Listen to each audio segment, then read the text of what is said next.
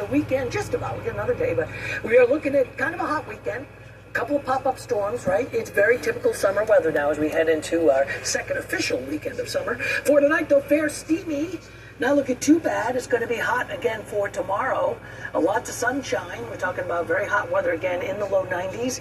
And again, not quite as muggy as it was earlier this week, so we're probably not going to have heat advisories. However, Friday night, just a slight chance of a couple showers or a pop-up thunderstorm or two as we take a look at Super Doppler Max, Low Country's most powerful live radar. Again, not as humid. The air is a little bit drier, a little less moisture to work with. Still hot. Not a lot of showers popping up right here. We don't have showers and thunderstorms back across the mountains out that way. But for us right here, right now, it looks to be a pretty quiet evening. If you've got plans after work here on our Thursday evening, looks quite nice. You take a live look over there from the Gerald's Tires, South Carolina Aquarium Sky Cam. Temperature now sitting at an even 90 degrees with a southwest wind at about 5 miles an hour, 50% humidity, 30.03 on the barometer. Sunset's now at 8:32. All right, normal high temperature for this date is 90 degrees. We hit 93. Yesterday, we were 1 degree away from the record at 98, but it was more moisture. It just felt hotter yesterday as well. It was, but it felt even hotter than that. 101 and 61 are the records. Beautiful Mount Pleasant right now at 90 degrees. McClellanville by the Old Village at 86. 91 up in Georgetown. Out to Pawleys Island, Litchfield by the Sea.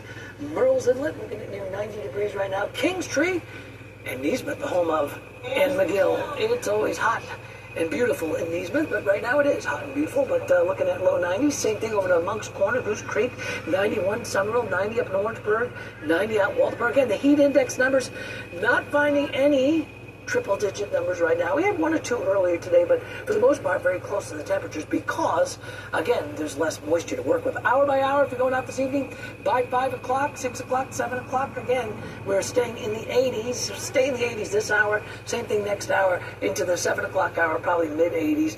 And then some 70s overnight tonight. Here comes our Friday tomorrow, and I'm calling it another Friday. But not Friday as we spell it normally, F-R-Y, because it's going to be so hot, right? We will be frying again tomorrow. But we won't have the humidity as bad as we had it earlier this week, so I think we'll see a couple of afternoon showers and thunderstorms. Doesn't show up too much on Future Tracker. I'll put the clock into motion. That's in the morning. Overall, not too bad. I'll take you through the afternoon. You can see some of those storms kind of pop up here and there, so a small chance into our Friday afternoon. Highs, again, lower 90s. Summerville about 92, about 91 over to Goose Creek, 92 out Monk's Corner, Kingstree about 91, 92 down in Georgetown, 85 at Folly. If you've got Friday off, you're heading to the beach, jumping in the boat, going to be out and about. 85, an isolated pop-up shower at the beaches, 30% chance. Again, water temperature now at 84. So it's getting toasty with the high tide at 9:55 in the morning. All right, let's talk weekend weather. Our Friday, 93, Saturday, 94, Sunday, 94. River Dogs tomorrow night will be live. Guess who throws out the first pitch? Moi.